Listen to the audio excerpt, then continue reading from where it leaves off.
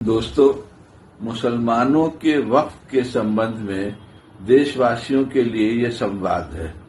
वक्फ board को लेकर सियासी घमासान मचा हुआ है। इसे लेकर अफजल अमानुल्लाह, जो कि सेवानिवृत्त 1979 बैच के आईएएस हैं, केंद्रीय संसदीय मामलों के सचिव भी रह चुके हैं। मेरा नाम अफजल अमानुल्लाह है और मैं एक रिटायर्ड सरकारी पदाधिकारी हूँ। उन्होंने कहा कि जो हंगामा वक्फ बोर्ड वक्फ संशोधन बिल के संबंध में हो रहा है वह बिना सिर पैर का है। ये जो हंगामा वक्फ संशोधन बिल के संबंध में हो रहा है वो बिना सर पैर का है। देखिए, हिंदुओं का धार्मिक न्यास, दान और एंडाउमेंट जो होता है उसके लिए अलग अलग राज्यों में एक्ट बने हुए हैं। जैसे Tamil Nadu Hindu religious and charitable endowment act हुआ, Andhra Pradesh charitable and Hindu religious institution and endowment act हुआ, Telangana charitable and Hindu religious institution and endowment act हुआ, Orissa Hindu religious endowment act हुआ, Bihar Hindu religious trust act हुआ और सिखों के लिए सिख गुरुद्वारा एक्ट हुआ।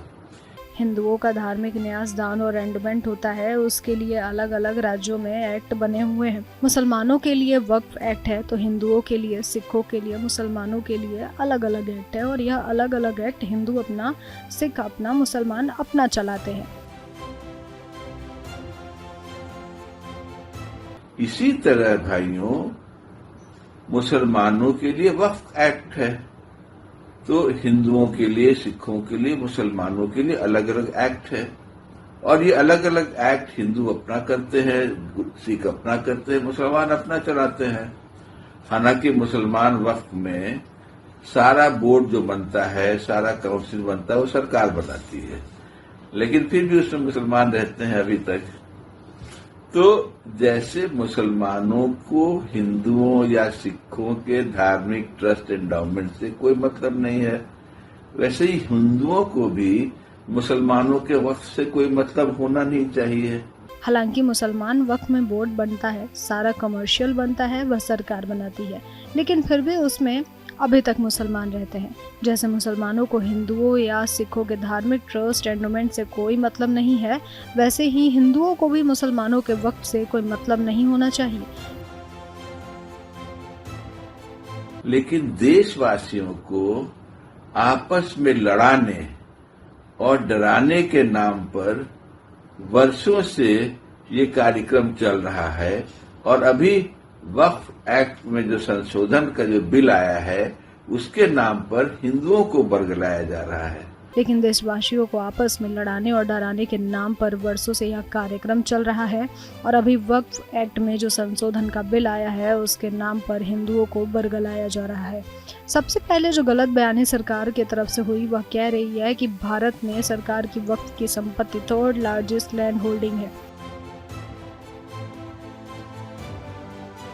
सबसे पहले देखिए, जो गलत बयानी सरकार की तरफ से हुई है वो कह रही है सरकार कि वक्फ की property 3rd largest land holding है इंडिया में। माने सारे वक्फ, हिंदुस्तान में जितना वक्फ है, 32 वक्फ बोर्ड के अंदर में ये आता है, तो सारे हिंदुस्तान के सभी राज्यों में वक्फ में इतनी जमीन है जो 3rd लार्जेस्ट है, तीसरा लार्जेस्ट लैंड का चंक है। 9.4 लाख सरकार एस्टिमेट करती है, जो कि सरकार के प्राइम मिनिस्टर के इकोनॉमिक अफेयर्स एडवाइजरी काउंसिल के चेयरमैन साहब ने बताया है। अभी कहां से 9 लाख का फिगर लाया है ये पता नहीं है, 9 लाख एकड़ का उन्होंने कोई सोर्स भी नहीं दिया है, लेकिन बोलते हैं कि अपना दिमाग से निकाल दिया 9 लाख एकड़ और कहते हैं कि डिफेंस मिनिस्ट्री और रेलवे मिनिस्ट्री के बाद ये 3rd लार्जेस्ट लैंड होल्डिंग है। 32 वक्फ बोर्ड के अंदर में ये आता है तो हिंदुओं के सभी राज्यों में वक्फ में इतनी जमीन है जो तीसरा लार्जेस्ट लैंड का चंक है। 9.4 लाख सरकार एस्टिमेट करती है, जो कि सरकार के प्रधानमंत्री के economic affairs account advisory counselling के चेयरमैन ने बताया है। अभी कहां से 9 लाख का फिगर लाया है ये तो पता नहीं, उन्होंने कोई सोर्स भी नहीं दिया। कहते हैं कि डिफेंस मिनिस्ट्री और रेलवे मिनिस्ट्री के बाद ये तीसरा सबसे बड़ा लैंड होल्डिंग है।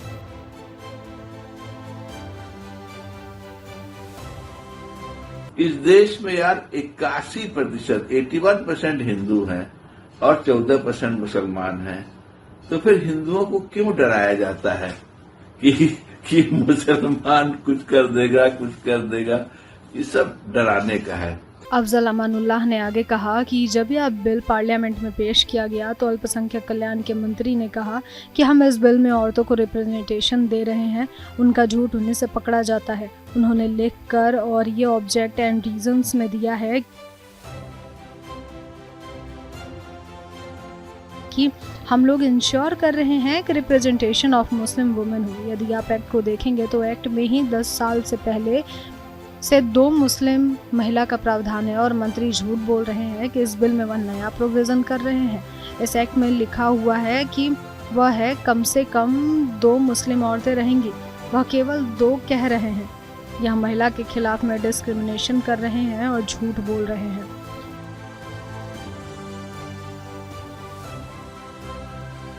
लोगों के सामने रखा गया है कि वक्फ बोर्ड है वह जमीन को ग्रैब कर रहा है, जमीन को हड़प रहा है।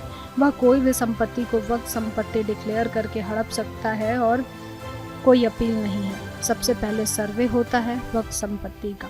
सब सर्वे कमिश्नर सरकार का होता है, सरकारी पदाधिकारी होते हैं, सरकार उसको तनख्वाह देती है और वह नियम के अनुसार से सर्वे करता है। अगर वक्फ बोर्ड इंक्वायरी करता है किसी संपत्ति का कि हम वक्फ हैं या नहीं, तो उसका भी नियम सरकार ने बनाया है। अगर वक्फ बोर्ड के फाइंडिंग से या आदेश से किसी को दिक्कत होती है तो वह न्यायाधिकरण से अपील कर सकता है। न्यायाधिकरण में भी जैसे वक्फ बोर्ड में सारे लोग सरकार भरती है, वैसे ही न्यायाधिकरण में जज और 2 सदस्य हैं। वह हाई कोर्ट, सुप्रीम कोर्ट भी जा सकता है। तो यह कैसे कहा जा सकता है कि लैंड ग्रैब हो रहा है? कोई भी संपत्ति वक्फ डिक्लेयर कर सकता है और कोई अपील नहीं होता।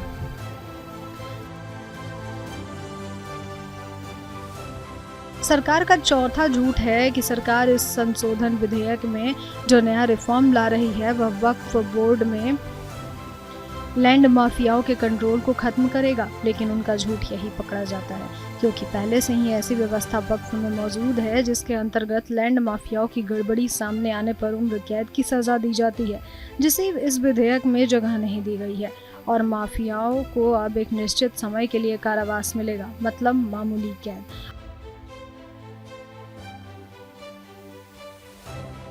अब आप बताइए कि लैंड माफियाओं को वह कंट्रोल कर रहे हैं या फिर छूट दे रहे हैं। 5वीं बात, सरकार ने कहा है कि हम बोहरा और आगा खानी इसके लिए अलग वक्फ बोर्ड बनाएंगे। अब बोहरा और आगा खानियों को सिया बोर्ड में आते हैं। सुन्नी वक्फ बोर्ड और सिया वक्फ बोर्ड है।